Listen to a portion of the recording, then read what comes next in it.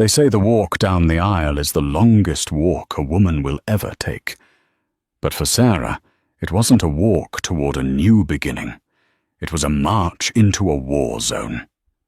Picture this: 300 guests, thousands of dollars in white lilies, and a groom standing at the altar with a smile that could sell ice to a polar bear.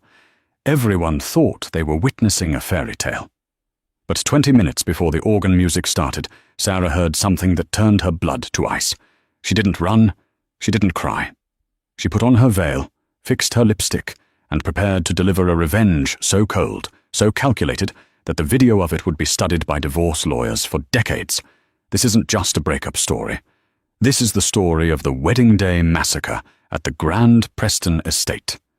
To understand why the crash was so loud, you have to understand how high the pedestal was. Sarah Jenkins was the kind of woman who had her life color-coded. At 28, she was a junior partner at a logistics firm in Chicago, the type of person who remembered everyone's birthday and always had a Tide pen in her purse. She wasn't flashy, she was reliable, she was good, and she was marrying Mike Dalton. Mike was the main character of everyone's life. He was 32, an architect with a jawline that looked carved from granite and a charisma that made waitresses and CEOs alike stumble over their words.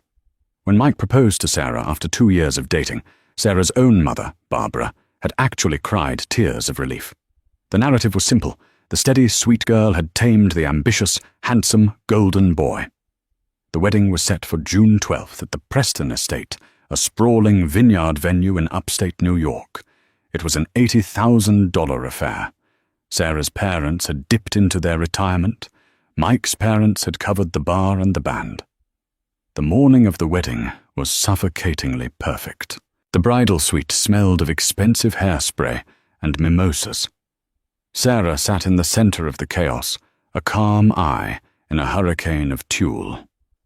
Her maid of honor, Claire, her college roommate and a no-nonsense paralegal, was steaming the veil. "You look like a porcelain doll, Sarah," her mother gushed, pressing a handkerchief to her eyes. "Just perfect. Mike is a lucky man." Sarah smiled, but her stomach was doing backflips. She stared at herself in the vanity mirror. The dress was a Vera Wang, fitted and elegant, costing more than her first car. But as she looked at her reflection, she felt a strange dissociation. She felt like she was playing a role. "Has anyone seen Mike?" Sarah asked, turning to Claire. "He hasn't answered my text about the rings." Claire rolled her eyes, checking her watch. "It's 10 a.m., Sarah. The boys are probably hungover or playing golf. You know the rule. No contact before the ceremony. It's bad luck." "I just have a weird feeling," Sarah murmured, rubbing her bare collarbone. "That's called nerves," Claire said, handing her a glass of champagne. "Drink. You're marrying the most eligible bachelor in the tri-state area. Everything is going to be fine." But the feeling didn't go away. It was a gnawing sensation, like a forgotten burner left on in a house miles away. Down the hall, the energy was different. The groomsmen's suite was rowdy, but Mike Dalton wasn't playing golf. He was standing by the window, adjusting his cufflinks. He looked sick. His best man, a slick guy named Jason, who worked in finance, clapped him on the shoulder. "Relax, buddy. Cold feet." Mike turned, his eyes darting to the door. "It's not cold feet, Jace. It's complicated." "Nothing is complicated today," Jason laughed. "You say I do. You kiss the girl. We get drunk. Simple." Mike forced a smile, but he checked his phone for the 10th time in a minute. He texted someone. Then he deleted the text. Back in the bridal suite, the photographer arrived. "Okay, ladies, big smiles. Let's get the getting ready shots." Sarah posed. She laughed on cue. She clinked glasses. But when the photographer asked for a shot of the bride reading the groom's love letter, Sarah realized something. "He didn't send one," Sarah said, freezing. "We agreed to exchange letters at 10:30. "He probably forgot, honey," her mum soothed. "Men and their memories." "Mike doesn't forget," Sarah said. Her voice was sharp. Mike was an architect. He was obsessed with details. If he didn't send the letter, it meant he was distracted. "I'm going to run it down to him," Sarah said, standing up. "You can't," the bridesmaids shrieked in unison. "He can't see the dress." "I'll stay behind the door," Sarah insisted, grabbing the envelope containing her letter to him. I need to hear his voice. Just for a second." Against the protests of the entire room, Sarah slipped out of the suite. She was barefoot, holding up the heavy layers of silk, moving silently down the carpeted hallway of the estate. The venue was shaped like a U. The bridal suite was on the west wing. The groomsmen were on the east. Connecting them was a long corridor that ran past the library and the AV room where the sound tech was setting up the microphones for the ceremony. It was 11:15 a.m. The ceremony was in 45 minutes. Sarah reached the door to the groomsmen's suite. She raised her hand to knock, ready to make a playful joke about him forgetting the letter. But then she heard a voice. It wasn't Mike's, it was a woman's voice, and she wasn't inside the groomsmen's suite. She was in the small, private library adjacent to it. The door was cracked open just an inch. Sarah stopped. She knew that voice. It was distinct, slightly raspy, confident. It was Jessica. Jessica was Sarah's cousin, her cool cousin, the one who lived in LA, worked in PR, and had come to the wedding solo. Sarah loved Jessica. They had grown up spending summers together.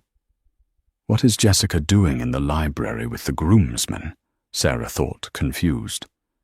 Then she heard Mike's voice. "Jess, keep your voice down. The walls are thin." Sarah's hand froze in mid-air. She didn't knock. Instead, she leaned in. The air in the hallway seemed to vanish. The hallway was dim, lit only by vintage sconces. Sarah pressed herself against the wall, the expensive lace of her dress itching her skin. Her heart was hammering so hard she thought they would hear it through the wood. "I don't care about the walls, Mike," Jessica's voice hissed. It wasn't the friendly, bubbly tone she used at the rehearsal dinner last night.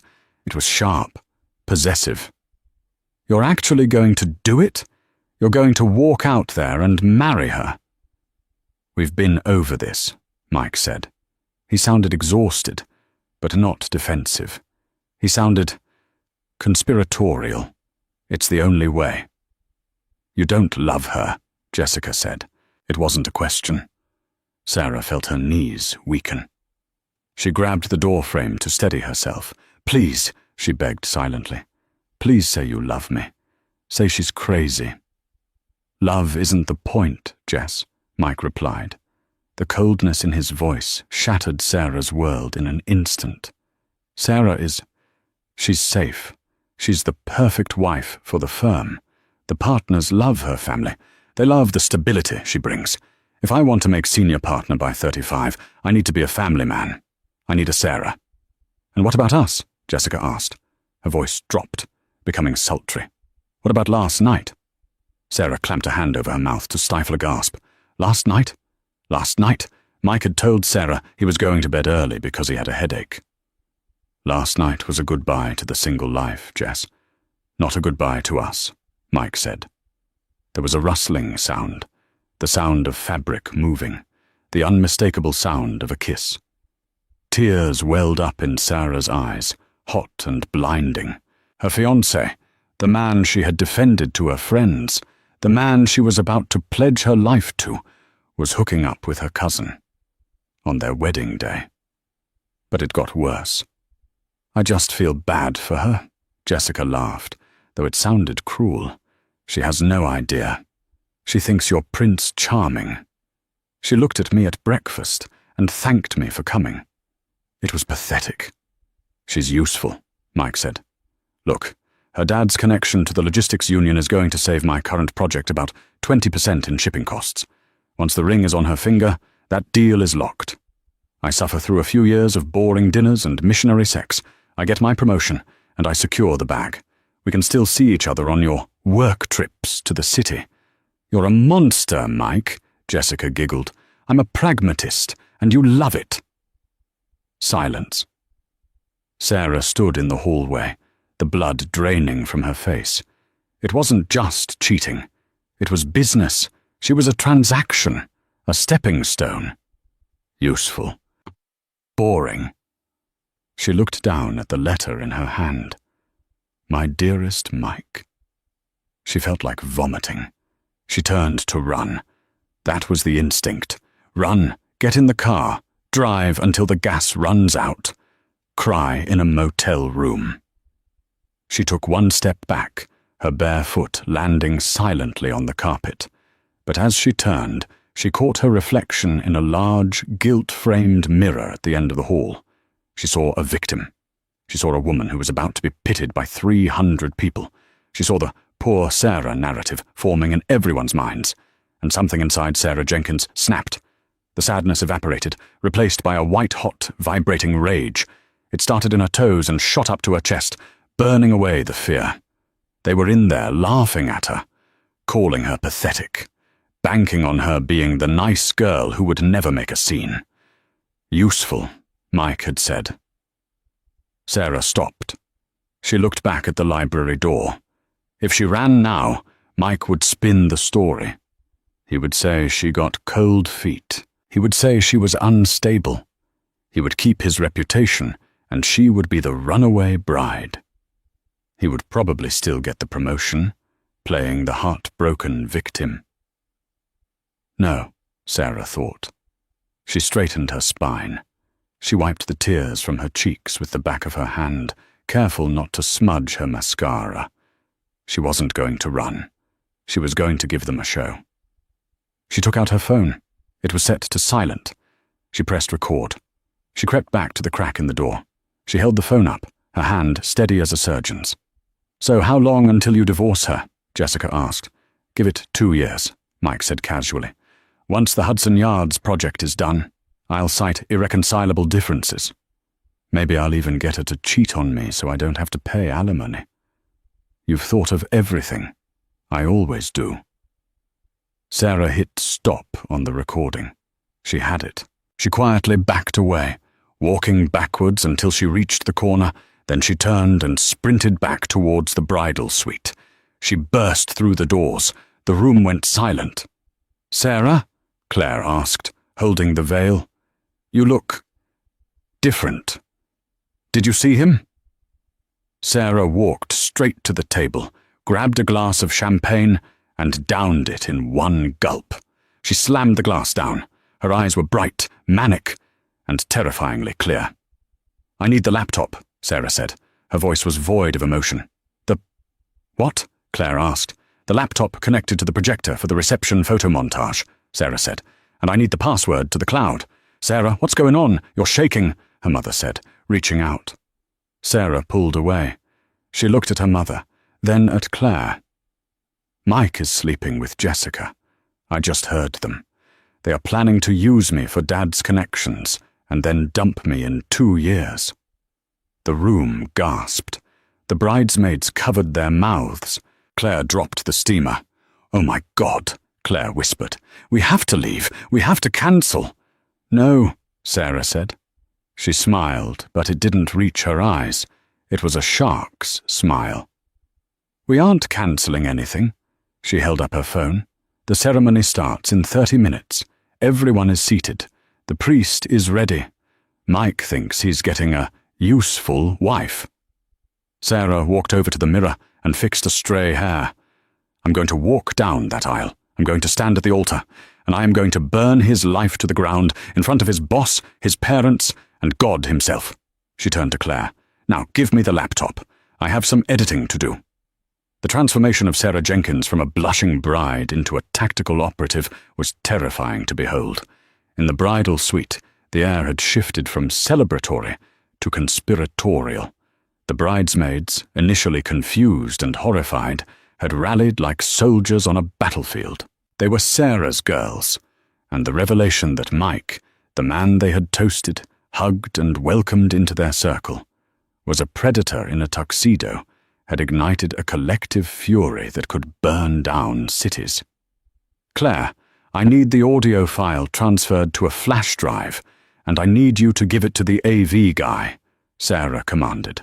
her fingers flying across her phone as she backed up the recording to 3 different cloud accounts. Tell him it's a surprise audio message from his parents that needs to be played instead of the first reading. Tell him Mike knows about it and wants to surprise me, so he shouldn't check with him. Claire, whose hands were shaking slightly, nodded. The AV guy is 19 and terrified of me. He'll do it. Good, Sarah said. She stood up, smoothing the front of her Vera Wang gown. She walked over to the mirror. The woman staring back didn't look heartbroken. She looked dangerous. The adrenaline had dilated her pupils, making her eyes look almost black. Mum, fix my veil. We have a schedule to keep. Barbara, Sarah's mother, was pale. She was a woman of tradition, a woman who believed in keeping up appearances. But she was also a mother. She had heard the recording. She wiped a tear from her cheek, not of sadness, but of pure maternal rage. He's not going to know what hit him, Barbara whispered, pinning the delicate lace into Sarah's hair with aggressive precision. Make him pay, baby, for everything. Outside, the Preston estate was a vision of summer perfection. The ceremony was taking place in the sunken garden, a natural amphitheatre surrounded by blooming hydrangeas and ancient oak trees. 300 white Chiavari chairs were arranged in precise rows. A string quartet was playing a soft, melodic version of Can't Help Falling in Love. The guests were oblivious. They fanned themselves with the ceremony programs, chatting about the humidity and the open bar that awaited them. In the front row sat Mike's parents, Bill and Catherine Dalton. They looked smugly satisfied, radiating the energy of people who believed their son was the prize of the century. Next to them sat the partners from Mike's architecture firm, the men whose approval Mike craved more than oxygen. And there, in the third row, wearing a dress that was slightly too short and too red for a wedding, sat Jessica. She was smiling, chatting with an old aunt, looking for all the world like the supportive cousin. At the altar, Mike Dalton stood with his hands clasped in front of him. He looked the part of the perfect groom. His tuxedo was bespoke, navy blue with a black lapel. He laughed at something Jason, the best man, whispered to him. He checked his watch. He looked confident. He looked like a man who had successfully pulled off the heist of a lifetime. At 11:58 a.m., the music changed. The guests turned their heads. The bridesmaids began their walk. They walked differently today. Usually, bridesmaids smile, wave, and glide. Today, Sarah's friends walked with a stiff, military cadence. They didn't smile at the groomsmen. They stared straight ahead, their jaws set. When Claire reached the altar, she didn't give Mike the customary encouraging smile. She looked at him with a dead-eyed stare that made Mike falter for a second. He frowned, confused. Why is she looking at me like I kicked a puppy? He wondered, but he shook it off. Nerves, he told himself. Bitches are always emotional at weddings. Then the organ swelled. The bridal chorus echoed through the garden. The crowd stood. Sarah appeared at the top of the stone staircase. She paused. The sun caught the diamonds in her tiara, sending fractured rainbows dancing across her face. She took a breath. This was it. She gripped her father's arm. Robert Jenkins, a retired union foreman with hands like catcher's mitts, looked down at his daughters. He didn't know the full extent of the plan, only that Sarah had told him, "Dad, just walk me down. Whatever happens, just trust me." "You ready, kiddo?" Robert asked. "I was born ready," Sarah murmured. They began the descent. Step, step, step. Sarah locked eyes with Mike. He was 50 feet away. He smiled, that dazzling, practiced smile that had charmed her 2 years ago in a coffee shop. He wiped a fake tear from his eye. God, he's good, Sarah thought, feeling a fresh wave of nausea mixed with hatred. If I hadn't heard him, I would have believed that tear. I would have spent the next 10 years trying to make him happy while he laughed at me behind my back. She looked at the guests. She saw her friends from college wiping their eyes. She saw her boss nodding approvingly. She saw the trap she had almost walked into. As she passed the third row, she glanced to her left. Jessica was beaming, holding her phone up to record the procession. Sarah held Jessica's gaze for a microsecond longer than necessary. She saw Jessica's smile falter. Just a fraction. A flicker of doubt. Did she see me? Jessica's expression seemed to ask. Sarah turned her head back to the altar. She reached the bottom of the stairs. Mike stepped forward to take her hand from her father. Robert didn't let go immediately. He held Sarah's hand tight, sensing the tension radiating off her. "Take care of her," Robert said, his voice gruesome and heavy. "With my life, sir," Mike lied effortlessly. Sarah took Mike's hand. His palm was warm, dry, confident. She stepped up to the altar. She stood next to him. The scent of his expensive cologne, Santal 33, hit her. It used to smell like home. Now it smelled like deception.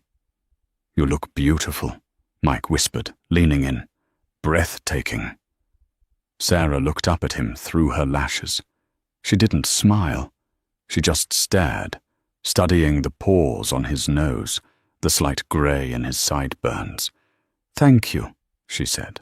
Her voice was flat, devoid of the tremor usually present in a bride's voice. Mike pulled back slightly, unsettled. Why is she so cold? But the priest, Father Thomas, cleared his throat. "Dearly beloved," the priest began, his voice booming over the speakers, "we are gathered here today." The trap was set. The players were in position, and Sarah was holding the detonator. The ceremony was a blur of traditional liturgy, but for Sarah, every second felt stretched, agonizingly slow. The sun beat down on her shoulders. She could feel the sweat trickling down Mike's hand where it held hers. He was squeezing her fingers, a performative gesture of affection for the crowd. Sarah stood statue still. Inside her mind, she was replaying the recording. Useful. Boring. Missionary sex. 2 years. "Who gives this woman to be married to this man?" Father Thomas asked. "Her mother and I do," Robert said from the front row, his voice cracking slightly. The ceremony moved to the readings. This was the moment. Usually this would be the time for a scripture reading, typically Corinthians. Love is patient, love is kind. Father Thomas looked at his notes. "We will now have a special reading, or rather, a message that the couple has prepared." Mike frowned. He leaned in toward Sarah. "What message?" he whispered, his brow furrowing. "We didn't plan a message." "Shh," Sarah said, keeping her eyes forward. "It's a surprise. From your parents." Mike relaxed. He looked over at his parents in the front row. Bill and Catherine looked confused, glancing at each other. They hadn't recorded anything. But Mike just smiled at them and gave a thumbs up. He assumed they were just being modest. The speakers crackled. The 300 guests settled in, expecting a sentimental poem or a tearful blessing from a grandparent. Instead, a voice filled the garden. It wasn't a poem. It wasn't scripture. It was Sarah's voice. But it wasn't a recording of her speaking to the crowd. It was the recording from the hallway, but Sarah had edited the intro. Static. Then, Sarah's voice from the recording whispered, "Testing. June 12th, 11:15 a.m. The library." Mike froze. His hand, which had been caressing Sarah's thumb, went rigid. Then the audio cut to the voices. Jessica's voice. "You're actually going to do it? You're going to walk out there and marry her?" The sound was crystal clear. The high-end sound system of the Preston estate, designed to project acoustic guitar to the back of the garden, was now broadcasting the infidelity in high definition. A ripple went through the crowd. People glanced around, confused. Was this a skit? A mistake? Mike's voice. "We've been over this. It's the only way." Mike's face went the color of the white lilies on the altar. He dropped Sarah's hand as if it were a burning coal. He spun around to look at the sound booth. The 19-year-old AV tech was frantically tapping on his laptop, but Sarah had password-protected the file. It couldn't be stopped. Jessica's voice. "You don't love her." Mike's voice. Love isn't the point, Jess. Sarah is... She's safe. She's the perfect wife for the firm. The gasp from the audience was audible. It started in the front rows and swept back like a wave. Sarah's mother let out a sharp cry, her hand flying to her mouth. Mike's boss, Mr. Sterling, sat up straighter, his eyes narrowing behind his glasses. Mike looked at Sarah. His eyes were wide, filled with a primal panic. "Sarah," he croaked. "Sarah, turn it off. It's out of context." Sarah didn't look at the sound booth. She turned slowly, deliberately, to face him. She locked eyes with him. She didn't scream. She didn't cry. She smiled. A small, cold, terrifying smile. "Shh," she said softly, echoing his earlier dismissal. "Listen, the best part is coming up." Mike's voice on the speakers. "Look, her dad's connection to the logistics union is going to save my current project about 20% in shipping costs. Once the ring is on her finger, that deal is locked." In the front row, Robert Jenkins stood up. His face was a mask of purple rage. He looked ready to charge the altar. His wife grabbed his arm, holding him back, but her own eyes were darting daggers at the groom. Mike looked at the crowd. He saw the horror on their faces. He saw his career flashing before his eyes. He saw his parents looking down at their laps in humiliation. Mike's voice: "I suffer through a few years of boring dinners and missionary sex. I get my promotion, and I secure the bag." Jessica's voice: "You're a monster, Mike." Mike's voice: "I'm a pragmatist." The recording ended with the sound of the kiss, the wet, unmistakable sound of betrayal. Silence descended on the garden. It was a heavy, suffocating silence. The birds seemed to have stopped singing. The wind died down. Mike stood there, stripped naked in front of everyone he wanted to impress. He opened his mouth, but no words came out. He looked at the priest. Father Thomas looked thunderous. He closed his Bible with a snap. Sarah took a step closer to Mike. She reached out and took the microphone from the stand. "Mike," she said, her voice amplified, calm and steady. "You forgot one thing about safe girls." She paused, letting the words hang in the air. "We pay attention to details." She turned to the crowd. "There will be no wedding today," Sarah announced. "However, the reception is paid for. The food is already cooked. The wine is open. I invite all of you, my family, my friends, and anyone who isn't a lying, cheating sociopath, to join me for a party. We're celebrating my freedom." She turned back to Mike. "You can leave now, and take your cousin with you." She pointed to the third row. Every head turned. Jessica was sitting there, frozen, her face pale as a sheet. She looked like she wanted the earth to swallow her whole. "Sarah, please," Mike begged, reaching for her arm. "Let's talk about this in private. My boss is here. You're ruining everything." Sarah laughed. It was a sharp, barking sound. "I'm ruining everything?" she asked. "Mike, look at me." She leaned in close, so only he and the first row could hear. "You wanted a transaction? You got one. You tried to buy a career with a marriage, but the check bounced." She handed the microphone to the stunned priest. She picked up her bouquet. "Dad," she called out, "walk me out." Robert Jenkins stepped onto the altar. He didn't look at Mike. He put his arm around his daughter. As they began to walk back up the aisle, chaos erupted. But Sarah didn't look back. She walked with her head high, the adrenaline pumping through her veins like champagne. She had nuked her own wedding.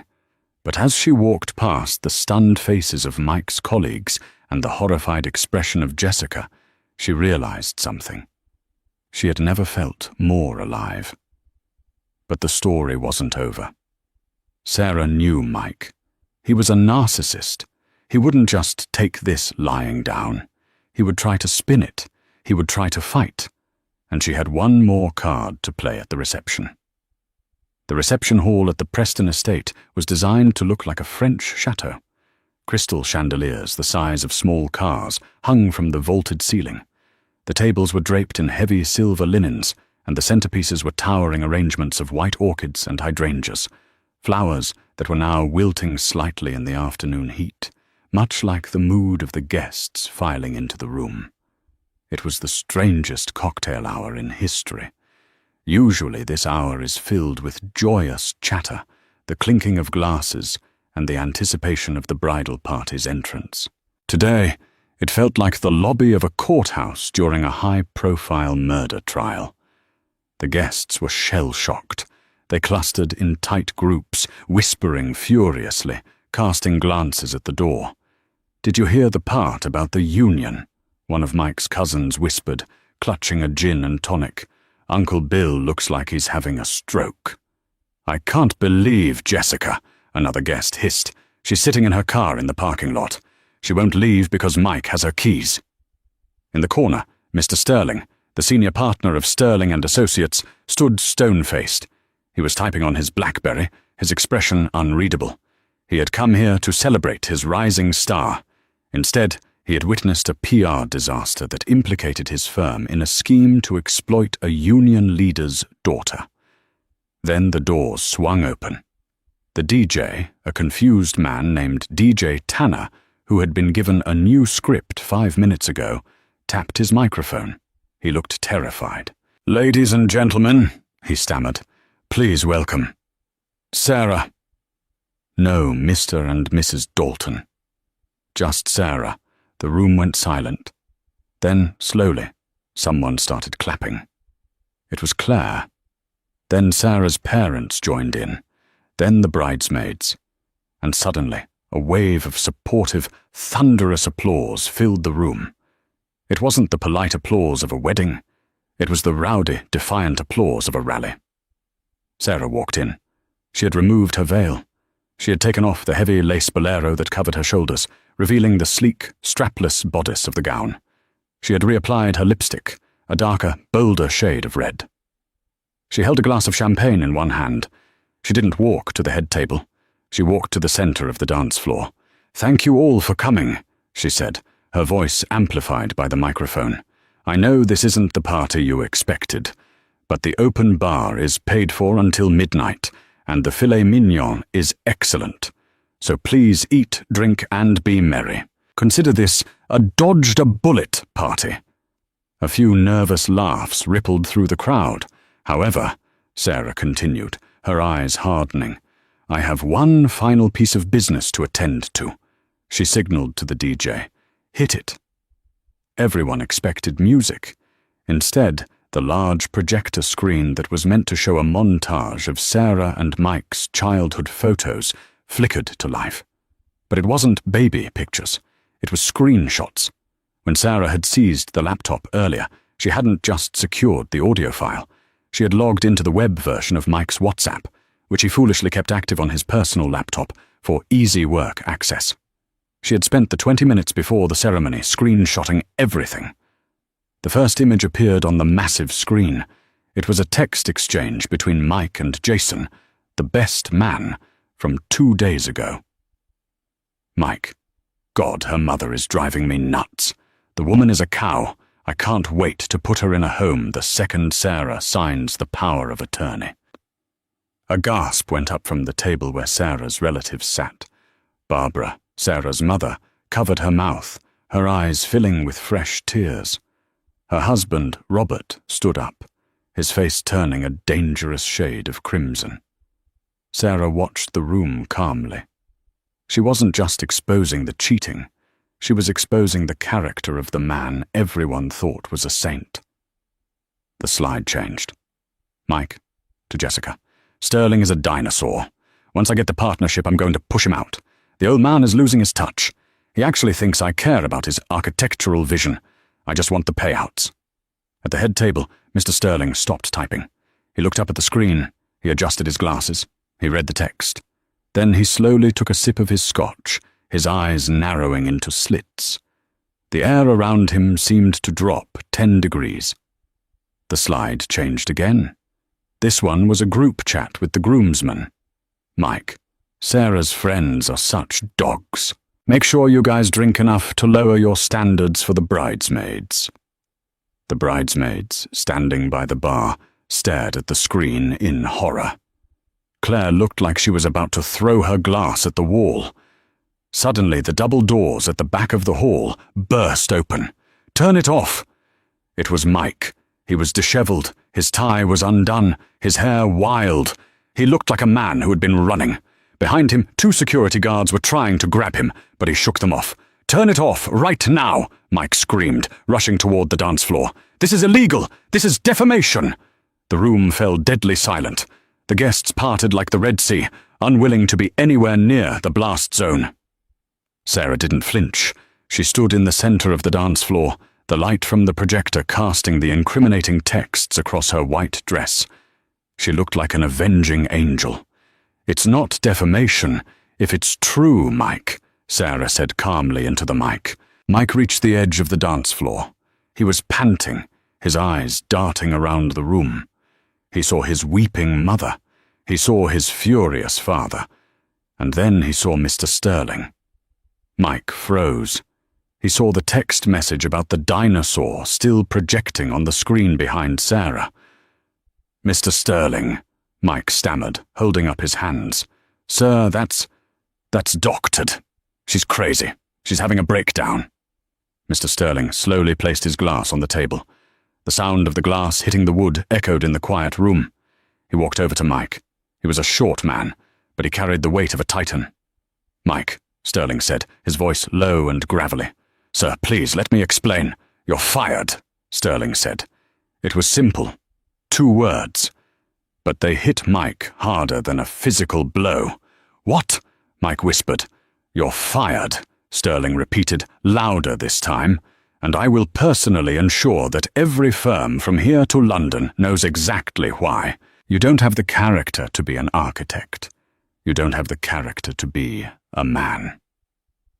Mike stared at him, his mouth opening and closing. Then Sarah stepped forward. "And one more thing, Mike," she said. She pointed to her father, Robert Jenkins. The big union man was walking toward them. He didn't look violent anymore. He looked satisfied. "I spoke to Dad before the reception," Sarah said. "The union is pulling out of the Hudson Yards project. They're going with a different firm, one that doesn't employ liars." Mike's knees actually buckled. He stumbled back. The deal, the bag he had bragged about securing, was gone. His job was gone. His reputation was incinerated. "Get out," Robert Jenkins said, standing next to his daughter. "Before I forget I'm a civilized man." Mike looked around. 300 pairs of eyes stared back at him. There was no sympathy.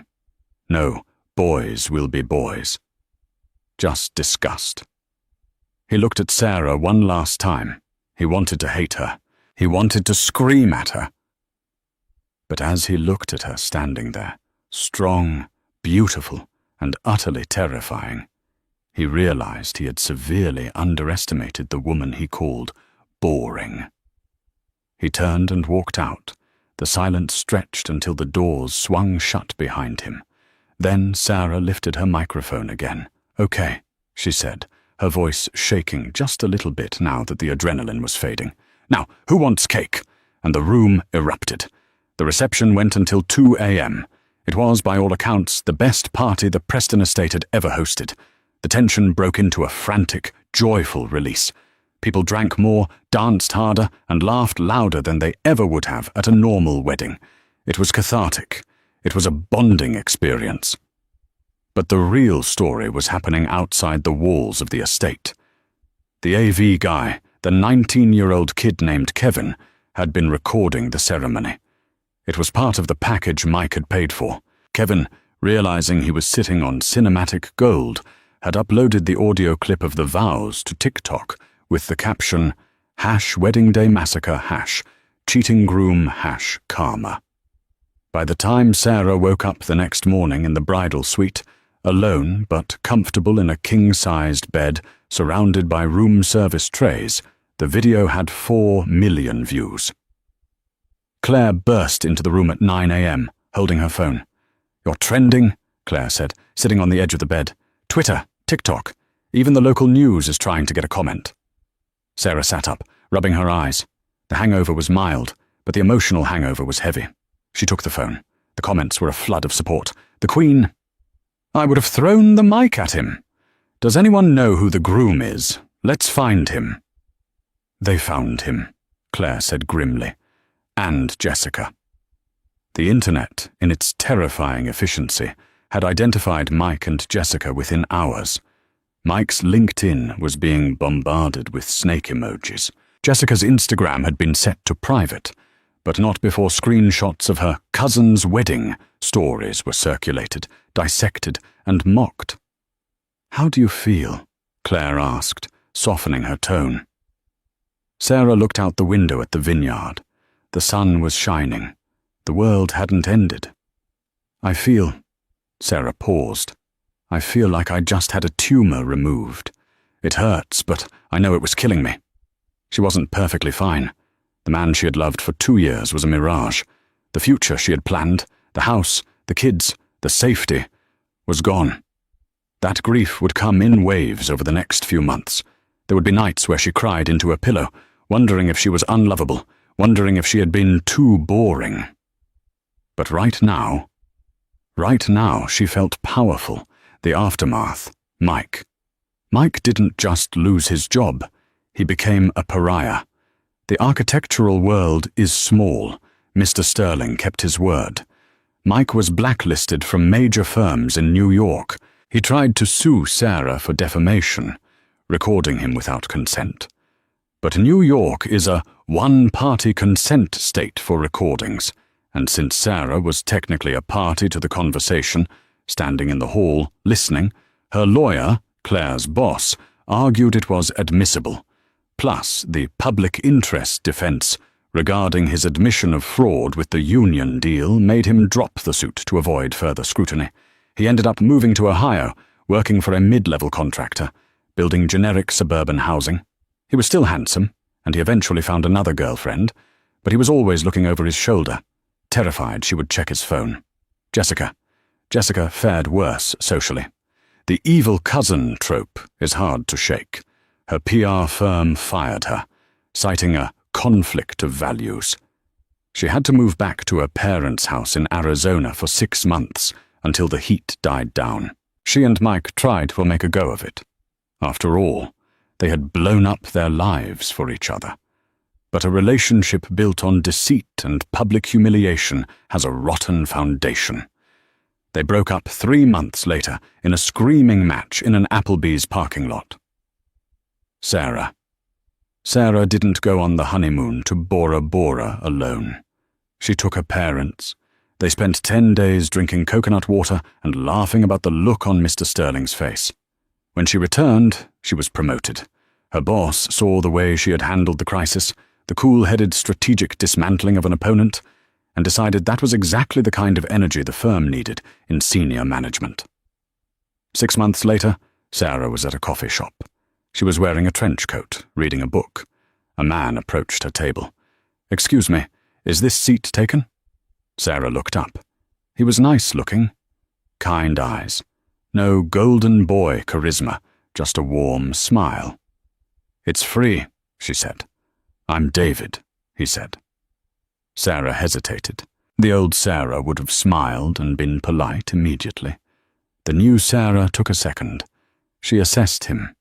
She checked his ring finger. She trusted her gut. "I'm Sarah," she said. "Nice to meet you, Sarah. You look familiar. Have we met?" Sarah smiled. It was a genuine smile, one that reached her eyes. "I doubt it," she said. "I'm usually the one behind the camera, but I did have a brief moment of fame a while back." "Oh, what for?" "Pest control," Sarah said, taking a sip of her coffee. "I specialize in removing snakes." While the internet celebrated Sarah as a hero, the reality of the weeks following the Red Wedding, as the tabloids dubbed it, was far less glamorous. Viral fame is a double-edged sword. For every message of support, there was a troll calling her bitter, crazy, or calculating. Sarah had to lock down her social media, change her phone number, and take a leave of absence from work to let the storm pass. But the real war wasn't on Twitter. It was in a conference room on the 42nd floor of a midtown law firm. 2 weeks after the wedding, Mike Dalton didn't disappear into the sunset. Desperation makes people dangerous, and Mike was drowning. He had lost his job, his reputation, and his apartment, which was a corporate perk from Sterling and Associates. He was staying on a friend's couch, and his arrogance had curdled into a vicious need for retribution. He sued Sarah. The lawsuit was a mess of accusations: defamation of character, intentional infliction of emotional distress, invasion of privacy. But his primary goal was financial. He wanted the engagement ring back, a 3-carat oval diamond appraised at $35,000. In New York, an engagement ring is a conditional gift. If the marriage doesn't happen, the ring typically goes back to the giver. Mike knew the law. He needed that $35,000 to restart his life. The mediation was set for a rainy Tuesday. Sarah arrived with Claire, who was acting as her legal counsel. Mike arrived alone. He looked haggard. The bespoke suits were gone, replaced by a wrinkled button-down. But his eyes were cold. "I want the ring, Sarah," Mike said, not even waiting for the mediator to sit down. "And I want a public apology stating that the recording was edited. You do that, and I drop the lawsuit." Sarah sat across from him, her hands folded on the mahogany table. She looked rested. The time away had been good for her. She looked at this man, this stranger she had almost pledged her life to, and felt a profound sense of pity. "The recording wasn't edited, Mike," Sarah said calmly. "You ruined my life." Mike slammed his hand on the table. "I can't get a job. My parents won't speak to me. You burned everything down." "You lit the match," Claire interjected sharply. "Sarah just didn't blow it out." "The ring," Mike snarled. "Legally, it's mine. Give it to me and we're done." "None." Sarah reached into her purse. She pulled out a small velvet box. She slid it across the table. Mike grabbed it, his hands shaking. He opened it. The diamond sparkled under the fluorescent lights. He let out a breath of relief. He had won. He had won victory. "Thank you," he sneered. "I'm going to sell this today. I'm going to take a trip. Maybe I'll take Jessica. She's had a hard time, thanks to you." "You can't sell it, Mike," Sarah said softly. Mike froze. "What? It's here. It's mine." "It's yours," Sarah agreed. "But it's worthless." Mike frowned. "What are you talking about? It's a Tiffany diamond. I have the certificate." "You had a certificate for a diamond you looked at," Sarah corrected. "But that's not what you bought.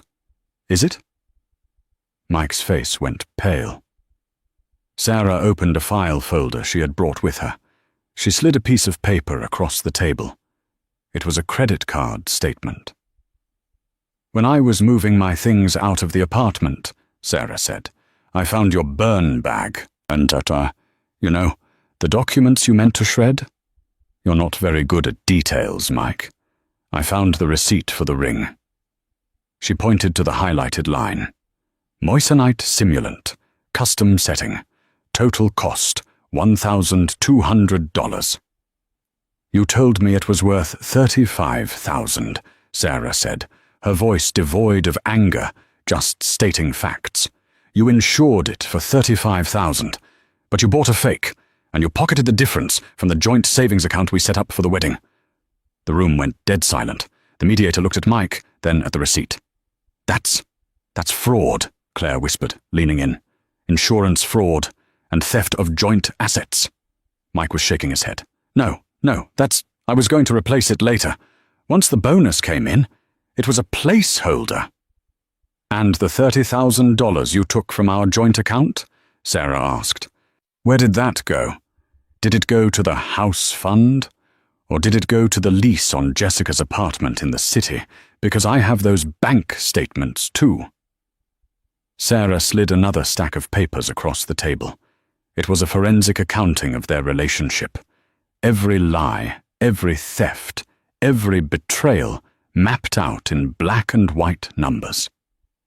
"You didn't just cheat on me, Mike," Sarah said. "You were stealing from me. You were stealing from my parents."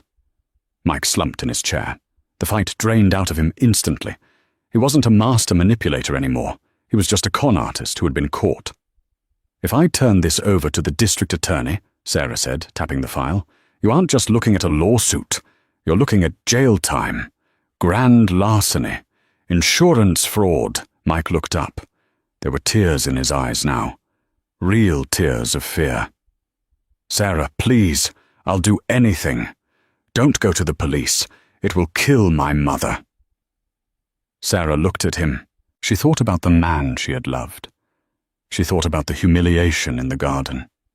She thought about Jessica laughing in the library. She stood up. "I'm not going to the police," Sarah said. Mike exhaled, a sob escaping his throat. "Thank you. Oh God, thank you." "I'm not going to the police," Sarah repeated, "because you're not worth the court dates.